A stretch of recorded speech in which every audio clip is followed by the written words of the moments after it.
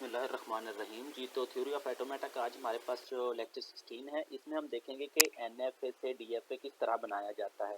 इसके हमारे पास दो मेथड हैं इसे बनाने के। एनएफए से डीएफए बनाने के लिए हमारे पास दो मेथड है। एक तो हम विदाउट टेबल बना देते हैं कि हमारे पास एनएफए दिया होता है, हम उसका डीएफए बना देते हैं। और एक मेथड है कि हम पहले टेबल क्रिएट करते हैं और फिर डीएफए बनाते हैं एनएफए। ये एनएफए हमारे पास दिया हुआ है। एनएफए को कंप्लीट करता हूँ मैं। यहाँ पे चार स्टेट हैं। इसमें जो हमारी फर्स्ट स्टेट है, इससे हमारे पास सेकंड स्टेट पर ए जा रहा है और थर्ड स्टेट पर बी जा रहा है। तो ये हमारा एनएफए है। डीएफए का रूल ये है कि हर स्टेट से ए के लिए भी एरो होना चाहिए और बी के लिए भी एरो होना चाहिए। जैसे यहाँ से देखें कि ए से 1 से हमारे पास ए के लिए भी एरो बन रहा है और बी के लिए भी एरो बन रहा है, जबकि 2 से सिर्फ यहाँ पे बी कर लेते हैं। 2 से हमारे पास सिर्फ बी के लिए एरो बन रहा है, ए के लिए एरो नहीं बन रहा। और 3 से हमारे पास ए के लिए एरो बन रहा है और बी के लिए एरो नहीं बन रहा। इसका डीएफए बनाते हैं हम।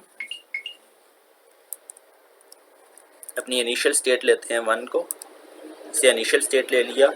ये देखो ए के लिए भी एरो बन रहा है और बी के लिए भी एरो बन रहा है। तो ए के लिए एरो हमारे पास जा रहा है 2 पर और बी के लिए एरो जा रहा है 3 पर। तो इसे लिख देंगे यहाँ पे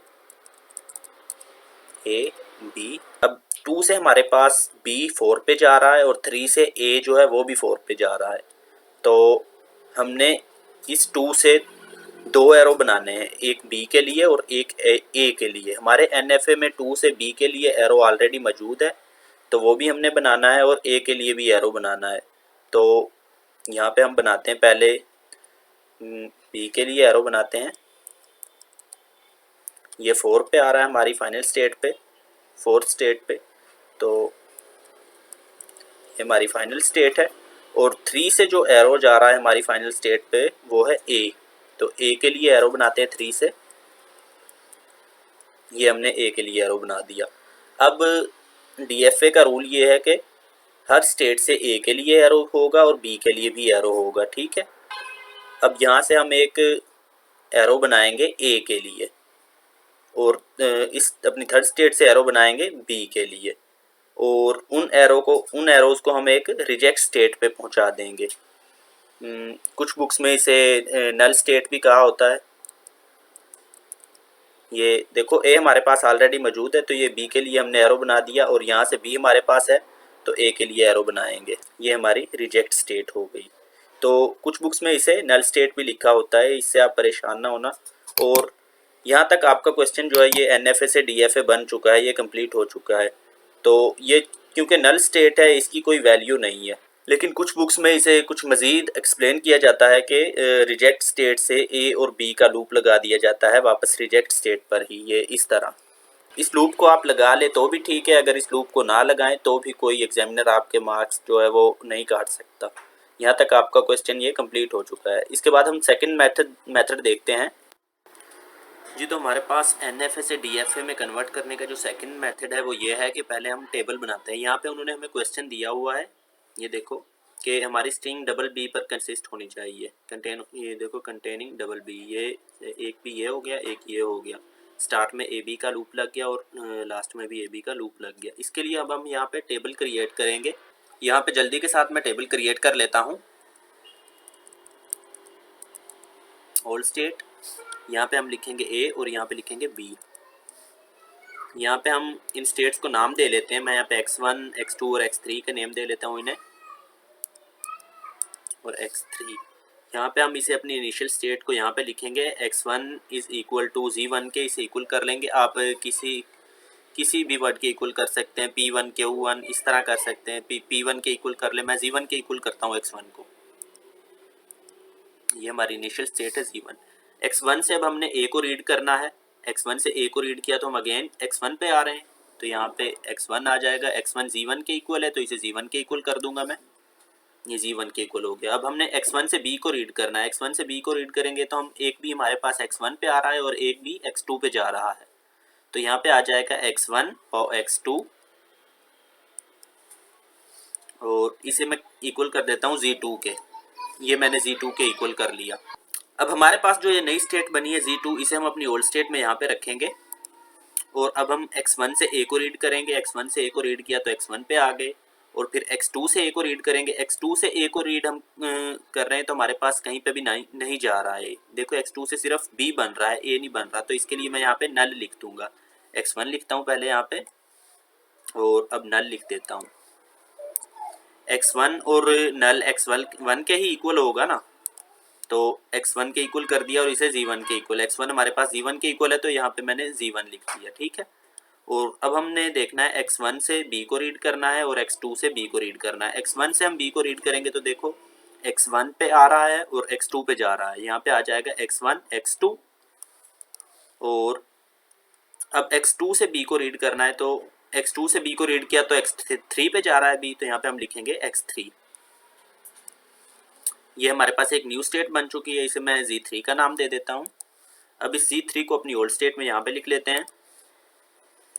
z3 को ओल्ड स्टेट में लिखने के बाद हम x1 से a को रीड करेंगे और फिर x2 से a को रीड करेंगे और x3 से a को रीड करेंगे। x1 से a को रीड किया तो हम x1 पे आ गए। ये देखिए x1 से हमने a को रीड किया तो x1 पे आ गए और x2 से हमारे पास a चूँकि कहीं पे भी नहीं जा रहा, तो ये मैंने आपको समझाने के लिए यहाँ पे नल का साइन लगा दिया था। अगर आप चाहे तो इस तरह क्वेश्चन को सॉल्व कर सकते हैं, अगर आप चाहे तो इसे रहने दें। उसके बाद x3 से हमारे पास a जो है वो x3 पे ही आ रहा है, तो तीनों स्टेट से हम a को रीड करेंगे तो हमारे पास जो नई स्टेट आ रही है वो है x1 x3, जिसे z4 के इक्वल कर दिया है मैंने। ये हमारे पास क्योंकि नई स्टेट है तो इसे z4 के इक्वल किया है। अब हमने x1 से b को रीड करना है। x1 से b को रीड करेंगे तो x1 और x2 पे आ रहा है हमारे पास b, यहाँ पे x1 और x2 लिख दिया। उसके बाद x2 से b को रीड करना है। x2 से b को रीड किया तो हम x3 पे चले गए, यहाँ पे x3 लिख दूंगा। और इसके बाद अब हमने x3 से b को रीड करना है। x3 से b को रीड किया तो जो वो अगेन x3 पे आ रहा है, तो हमने यहाँ पे x3 एक दफ़ा लिख चुके हैं। अगर आपने पिछले लेक्चर सुने हो तो उसमें मैंने बताया कि हम एक स्टेट को जस्ट एक दफ़ा ही लिखते हैं। तो यहाँ पे मैं x3 लिख चुका हूँ, यहाँ पे मैं अगेन x3 नहीं लिखूँगा। हमारे पास x1 x2 x3 ये z3 के इक्वल है, तो यहाँ पे मैं z3 के इक्वल कर देता हूँ इसे। हमारे पास जो न्यू स्टेट है वो है z4। z4 को हम अपनी ओल्ड स्टेट में रखेंगे। x1 से a को रीड करेंगे। x1 से a को रीड किया तो x1 पर आ जाएंगे हम, और x3 से a को रीड करेंगे तो हम x3 पे आ जाएंगे। तो x1 x3 हमारे पास z4 के इक्वल है, इसे z4 के इक्वल कर देते हैं हम। ये z4 के इक्वल हो गया। अब हमने x1 से b को रीड करना है। x1 से b को रीड करेंगे तो x1 x2 आ जाएगा हमारे पास। ये देखो x1 पे आ रहा है b और x2 पे जा रहा है, तो x1 x2 आ जाएगा। और x3 से b को रीड करेंगे तो ये देखो हमारे पास x3 से b x3 पर ही अगेन आ रहा है, तो यहाँ पे हम x3 लिख देंगे। ये देखिए x1 x2 x3 हमारे पास z3 के इक्वल है, तो यहाँ पे मैंने z3 करना है। यहाँ पे ये z3 के इक्वल कर दिया मैंने। इस NFA की डायग्राम के लिए हमारे पास ये टेबल बन चुका है। अब हम इस टेबल से DFA अपना क्रिएट करते हैं। ये हमारे पास z1 इनिशियल स्टेट है, तो इसे यहाँ पे इनिशियल स्टेट ले लेते हैं। अब करना यह है कि z1 से इस टेबल में देखो z1 से a को रीड किया तो हम z1 पर ही गए, तो यहाँ पे z1 पे a का लूप लग जाएगा। ये a का लूप लगा दिया मैंने। और z1 से अब हमने b को रीड किया है तो एक नई स्टेट पे चले गए जिसका नाम है z2, तो यहाँ पे हम एक नई स्टेट पे चले जाएंगे z2। ये हमारे पास z2 हो गई। b को रीड करते हुए हम z2 पे पहुँचे तो यहाँ पे हम लिख देंगे b, ठीक है। अब हमने z2 से रीड करना है। z2 से a को रीड किया तो हम z1 पे आ गए। ये देखो z2 है, हमने a को रीड किया तो हम ये z1 पे आ गए। ये देखिए अब हम z2 से a के लिए एरो बना देते हैं z1 पे। इस एरो का हेड बनाता हूँ मैं यहाँ पे, ये a के लिए एरो हो गया। और अब z2 से b के लिए एरो देखेंगे। z2 से b को रीड करेंगे। z2 से b को रीड किया तो हम एक न्यू स्टेट पे जा रहे हैं जिसका नाम है z3, तो हम यहाँ से एक एरो बना देंगे b के लिए z3 पर। ये देखो z2 से हम b को रीड कर रहे हैं तो z3 पर पहुंच गए। अब हम z3 से a को रीड करेंगे।